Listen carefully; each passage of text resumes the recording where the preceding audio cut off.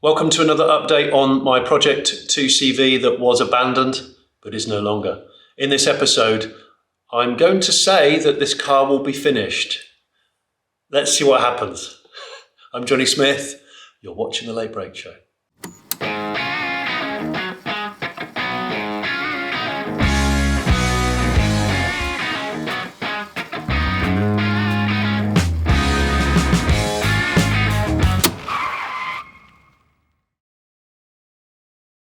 A couple of weeks ago, when I was down here, we thought we were going to MOT the car, and that didn't happen because we had an undiagnosed gearbox issue, which led to the fact we couldn't really select gears when the engine and the box and the clutch were all back together.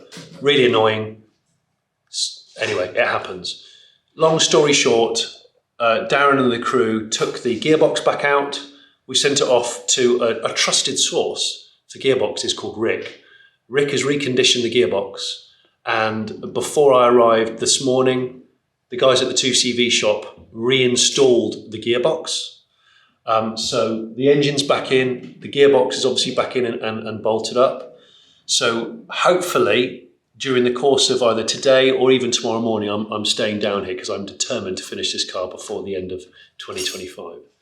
We will be out on the road on its maiden voyage. And this car hasn't been on the road now for, we don't really know, it's got to be 14 years or something like that. If you haven't seen the previous episodes of my 2CV project, it would be wise to watch those first. I will put a link in the description for all the previous episodes. And I'll put a link for my own project cars as well at the end, because there's a playlist for my own other project cars, like my Austin Allegro Type R, like my Beetle first car, like my Dodge Charger, which hardly ever gets seen on the channel, like my Tokyo Taxi Cedric, like my Smart Brabus Roadster that was abandoned in a scrapyard. All those things. There's many other cars, Honda Element, Honda Insight, other cars.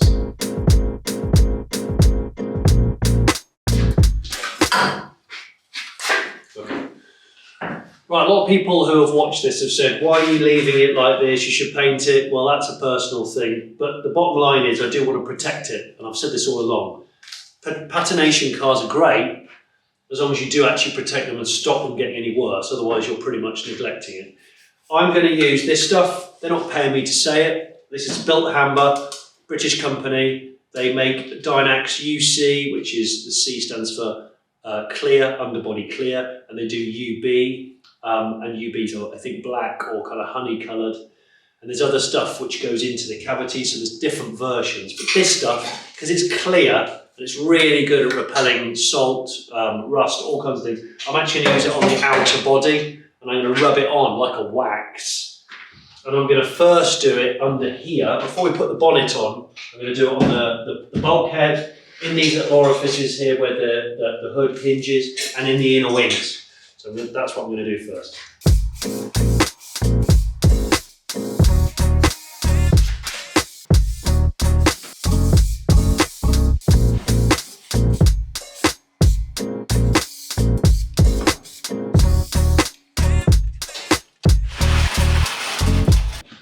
Like, subscribe, like, subscribe, like, subscribe.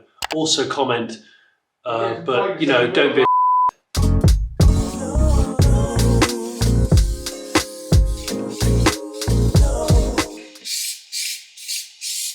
You can see behind here where the previous registration was, presumably in France or Belgium. And I will be putting new number plates on it for the purposes of an MOT. I may or may not remove them. I'm not going to tell you. There's certain parts of the car which I do want to brighten up. And that's the old Parisian spec bumper overriders. These handles and maybe the side waistline trim, because I think a little bit of just a bit of brightness brings out the patination more. Freshly painted wheels, clean glass, and half decent bright work. It's the rule I've played to with my Dodge Charger. I think it works. It's a recipe I like.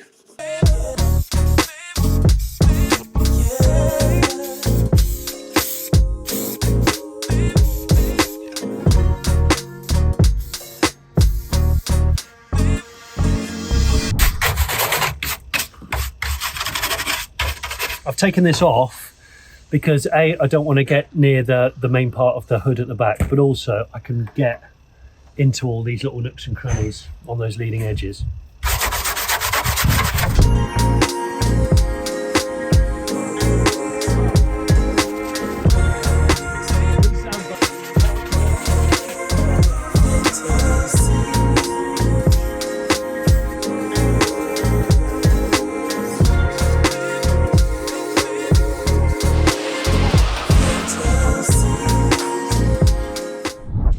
We're going to leave the car overnight tonight. We're going to put some windscreen sealant in because it's one of the main places that 2CVs tend to leak. I have a lot of cars that have leaked, past and present, and it's boring, really boring. So I'm going to get this down, this sealer down there, give it a pump.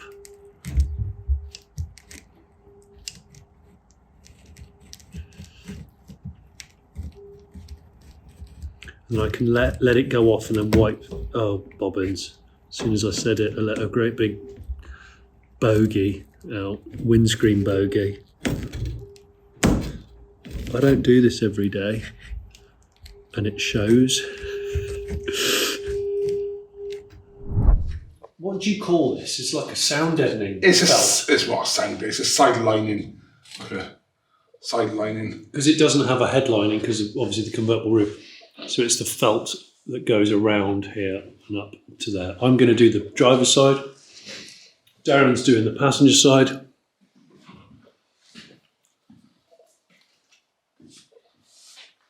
Bit of spray contact adhesive. Because it's on display, you want to make sure you... I've already sprayed a little bit just to make sure I've got it lined up right.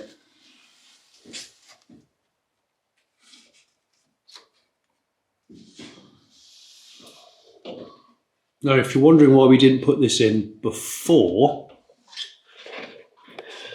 the reason we didn't put it on before is because it was on back order. So it was out of stock. So we have plenty of other things to carry on with. But to take the back seat of the 2CV out takes approximately 30 seconds. Yeah, for amateur, yeah. So back seat out, cover up the front seat with a cloth, and then we'll do that. And then once that's done, we're ready for an MOT, aren't we? Yeah. 11:30, half 12 tomorrow. I'm going to do add a few bits and bobs on the car before that, but that's pretty much it. We are nearly MOT ready.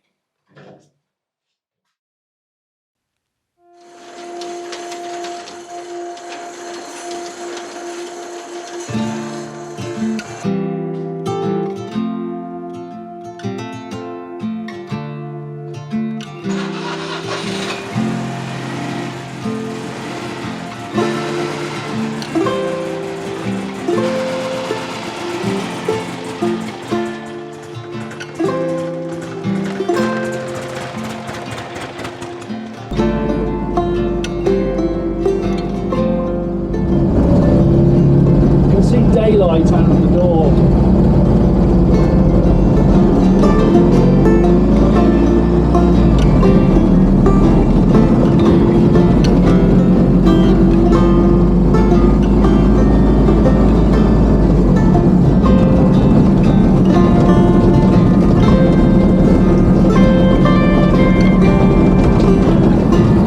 I should be more excited than what I am. I'm a bit stressed to get to the MOT. I've never driven it before.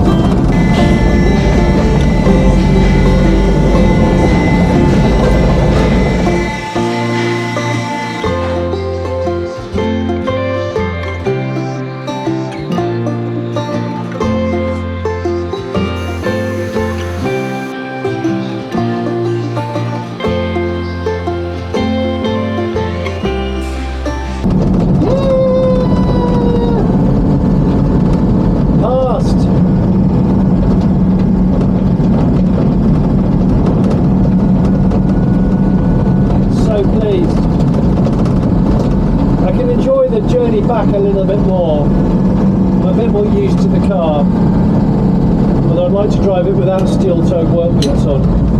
They did ask me, MOT guys asked me to put these on. I did put these on for the test, but I'm going to drive around with the old plates on. That's my decision. I'll keep these in the car though. Need to adjust that. That doesn't work very well. That one's perfect.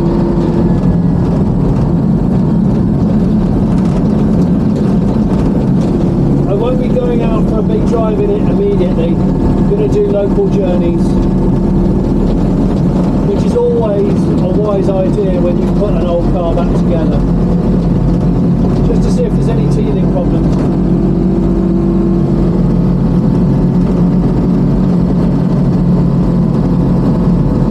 Dash top in, back seat back in, all the other little knickknacks which I haven't done yet. Just focused on getting the MOT, to be honest, which I think is understandable.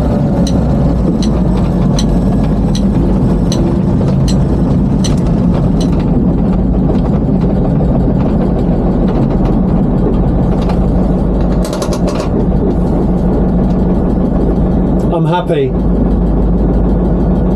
I'm happy. Door cards on, dash top on, a couple of other bits done up. Beer. Look at her. Oh, I know it's raining. It's got a bit of mud on it already. But it's happy. It's back on the road after all these years. All these years. I'm so pleased. Time to bring it back in. Put a couple of the last bits back on it that I didn't manage to before the MOT, that weren't MOT important. And then have a celebratory beer, I think. Yeah.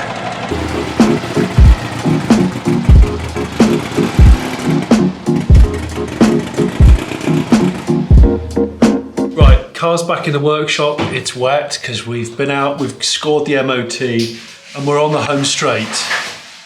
But I just really want to tidy up all those little last minute things. And because I don't live near here, I live 160 odd miles away from here, I can't just pop in and do them. So I want to crack on and get them done now. And then we can show you what it looks like in all of its patinated, confusing for people who aren't car people glory. We've just taken the door panel off. This back door, they've got such simple door panels, and inside all these little holes. Just like the front doors that I did earlier. You can see it's dripping out actually. That's the Dynax S50 cavity protection stuff. And that means when it's seeping out, it's inside all the apertures, all the tubular apertures of the car. It'll make the difference between this car lasting a long time or not, really. That and storing it. This sealant that we put on the car last night and pushed it right down, because Darren says it's the key between two CVs that leak and two CVs that don't. I have in my pocket some extra sealant, and you just go around it and you just pull it off.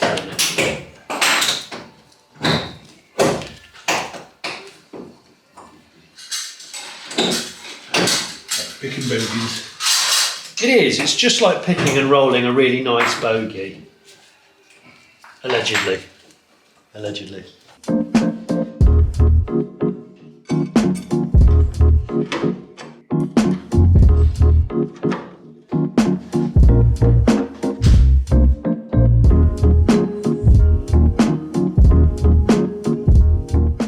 These are these cast aluminium polished little stone chip guards. And I've always liked these on Beetles. In fact, the company that makes these is, I think, Robri. They make them for Volkswagens, other cars from the 50s, 60s. So I wanted to get these. These ones came off one of Darren's donor cars out in the back lot. It was going to be reshelled and completely rebuilt. And I said, I'll have these. You can see there's a level of corrosion on them, but they're aluminium. So we're going to machine polish those up and then fit them. back wing, front wing on both corners, and I think that little bit of brightness will make a massive difference, because I've polished up the overriders on the car and the bright work on the strip here and the window surrounds, which I just like. So hopefully it'll just make it pop a little bit. Right, just a little bit of machine polishing. You can see I've done the top bit here. That's still corroded there. That's coming up nicely. So I'm going to keep persisting with that. And then these are the fronts. See if I can show you there. Not bad really, that's what they were like.